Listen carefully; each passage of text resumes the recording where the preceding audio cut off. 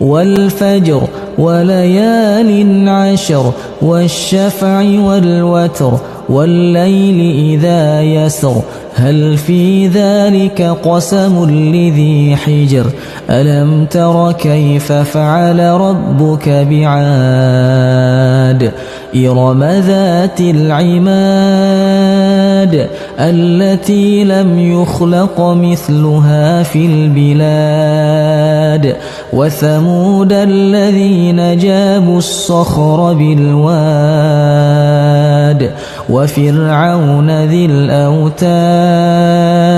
الذين طغوا في البلاد فأكثروا فيها الفساد فصب عليهم ربك سوط عذاب إن ربك لبالمرصاد فأما الإنسان إذا ما ابتلاه ربه فأكرمه ونعمه فيقول ربي أكرمن وأما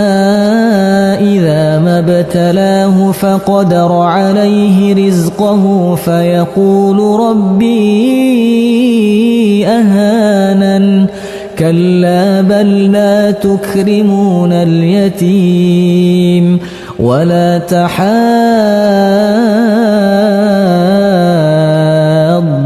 على طعام المسكين وتأكلون التراث أكلا لما وتحبون المال حبا جما كلا إذا دكت الأرض دكا دكا وجاء ربك والملك صفا صفا وجيء يومئذ بجهنم يومئذ يتذكر الإنسان وأنى له الذكرى يقول يا ليتني قدمت لحياتي فيومئذ لا يعذب عذابه أحد ولا يوثق وثاقه أحد يا أيتها النفس المطمئنة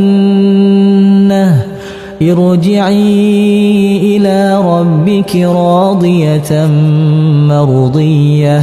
فادخلي في عبادي وادخلي جنتي.